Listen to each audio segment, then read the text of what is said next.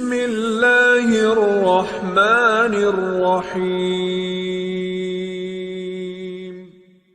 ورتل القرآن ترتیلا۔ آج سے انشاءاللہ ہم سورۃ الملک کی تجوید کا آغاز کریں گے، مگر اس سے پہلے ہم اس کی فضیلت کے بارے میں احادیث کو دیکھتے ہیں۔ آپ صلی اللہ علیہ وسلم نے فرمایا، قرآن مجید کی ایک سورت ہے جس کی 30 آیات ہیں، وہ آدمی کی اس وقت تک سفارش کرے گی یہاں تک کہ اس کی مغفرت ہو جائے، اور وہ ہے سورت تبارک الذی بیدہ الملک۔ جامع ترمذی کی ایک اور حدیث میں آتا ہے، آپ صلی اللہ علیہ وسلم اس وقت تک نہیں سوتے تھے جب تک سورۃ السجدہ اور سورۃ الملک نہ پڑھ لیتے۔ آئیے شروع کرتے ہیں۔ اعوذ باللہ من الشیطان الرجیم، بسم اللہ الرحمن الرحیم۔ تبارک الذی،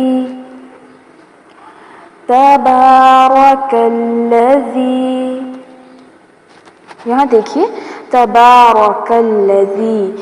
با کے اوپر کھڑی زبر ہے تو اس کو تھوڑا سا کھینچ کے پڑھیں گے، را کو پر کیا جائے گا کیونکہ را کے اوپر زبر آ رہی ہے، اور الذی میں زال کو نرمی سے پڑھنا ہے، اس کو سختی سے نہیں پڑھنا، الذی ایسے نہیں پڑھنا بلکہ الذی ایسے پڑھنا ہے، اور پھر زال زیریا زی، یہاں پر بھی مد اصلی ہو رہی ہے تو اس کو تھوڑا سا کھینچیں گے۔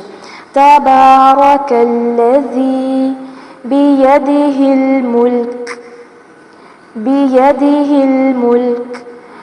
اب یہاں پر بیدہ، یا زبر یا کو لمبا نہیں کرنا، بیادہ نہیں پڑھنا، بیدہ، بیدہ الملک، وہو علی کل شیء قدیر، وہو علی، لام کے اوپر کھڑی زبر ہے، کھینچیں گے تھوڑا سا، کل شیء، یہاں پر دیکھیے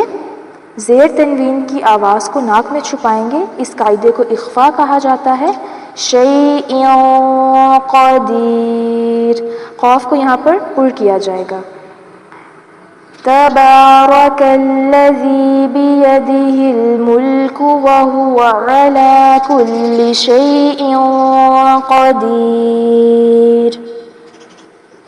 تبارک الذی بیدہ الملک وہو علی کل شیء قدیر، الذی خلق الموت، الذی خلق خا کو پر کریں گے، قاف کو پر کریں گے، خلق الموت، اس کو موتا نہیں پڑھنا، موتا، ٹھیک ہے، واو لین ہے، والحیات، یا کے اوپر کھڑی زبر ہے، کھینچیں گے، والحیات لیبلوکم، با ساکن آ رہا ہے، حروف قلقلہ میں سے ہے تو اس کو ہلا کے پڑھیں گے، لیبلوکم ایوکم احسن عملا، احسن نون کی پیش کو لمبا نہیں کرنا، احسن عملا، وَهُوَ الْعَزِيزُ الْغَفُورُ، وَهُوَ الْعَزِيزُ الْغَفُورُ، الَّذِي خَلَقَ الْمَوْتَ وَالْحَيَاةَ لِيَبْلُوَكُمْ أَيُّكُمْ أَحْسَنُ عَمَلًا، وَهُوَ الْعَزِيزُ الْغَفُورُ،